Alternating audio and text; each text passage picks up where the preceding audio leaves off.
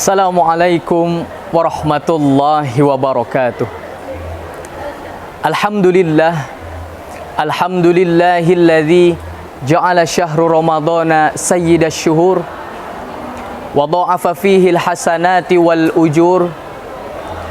Asyhadu an la ilaha illallah wahdahu la syarikalah wa asyhadu anna sayyidina wa nabiyyina Muhammadan sallallahu alaihi wasallam.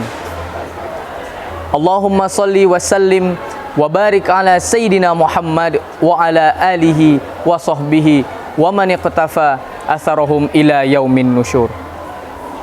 Sanak religi yang dimuliakan Allah, yang pertama dan yang paling utama, mari kita panjatkan puja, puji serta rasa syukur kita atas kehadiran Allah Subhanahu wa Ta'ala, yang dimana Allah lah yang telah memberikan kepada kita begitu banyak nikmat, dimulai dari nikmat iman, nikmat Islam, nikmat harta, nikmat umur, dan salah satu yang paling penting ialah nikmat kesempatan, sehingga Allah Subhanahu wa Ta'ala menyempatkan diri kita untuk dapat bertemu dengan bulan yang penuh kemuliaan, yaitu bulan suci Ramadan. Kedua kalinya, tak lupa kita bersolawat kepada baginda Nabi Muhammad sallallahu alaihi wasallam, karena beliaulah yang telah membawa peradaban manusia dari zaman kejahilan, zaman kegelapan, menuju zaman yang penuh dengan ilmu pengetahuan yang dapat kita rasakan pada hari ini. Sanak religi dimanapun Anda berada, yang insya Allah dimuliakan Allah,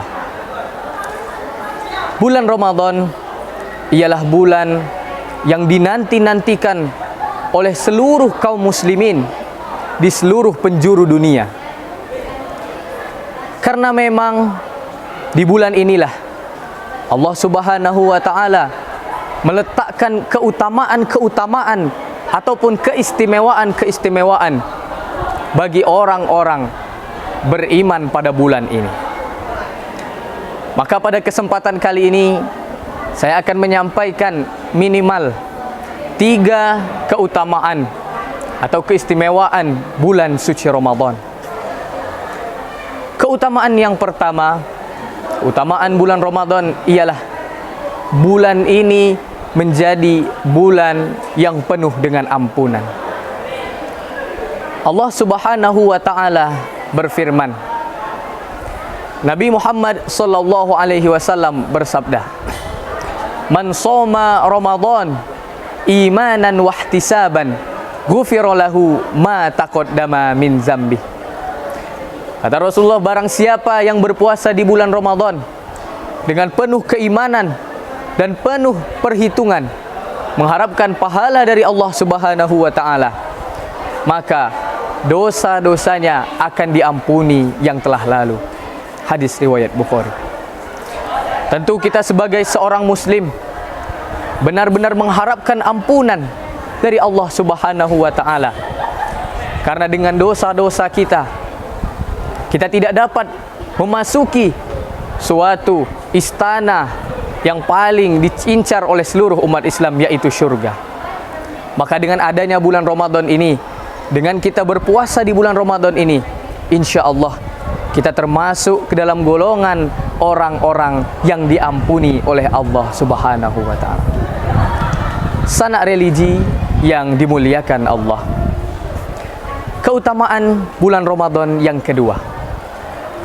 Keutamaan bulan Ramadan yang kedua ialah bulan ini adalah bulan di mana diturunkannya Al-Quran. Al-Quran merupakan kalamullah, firman Allah yang begitu mulia. Dan ternyata kalam Allah yang pertama kali turun pada bulan Ramadan. Sebagaimana firman Allah dalam surah Al-Baqarah ayat 185. Syahrul Ramadan alladzi unzila fihi al-Quran hudal linnas wa bayyinatin minal huda wal furqan.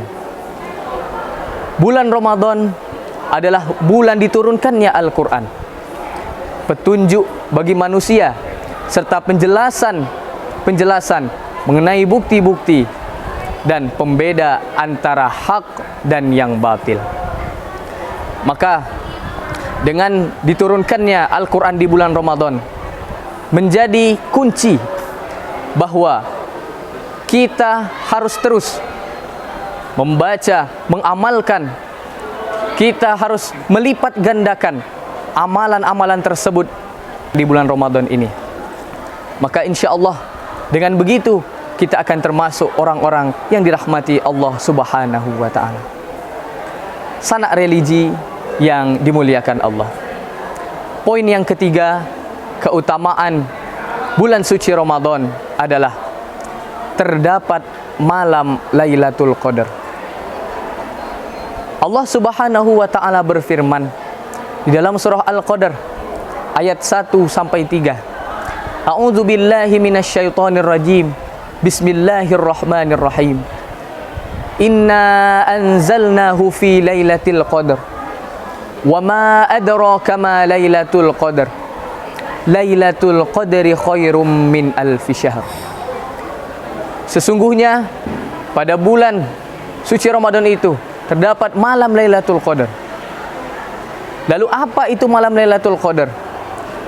Malam Lailatul Qadar adalah malam yang lebih baik daripada 1000 bulan. Maksudnya ayat ini, di mana ketika kita melakukan kebaikan di malam ini, Allah Subhanahu wa ta'ala akan melipat gandakannya kurang lebih sama seperti beribadah 83 tahun. Subhanallah. Maka sudah sepatutnya, sewajarnya kita sebagai seorang muslim jangan sampai ketinggalan, jangan sampai terlewat beramal di bulan suci Ramadan ini.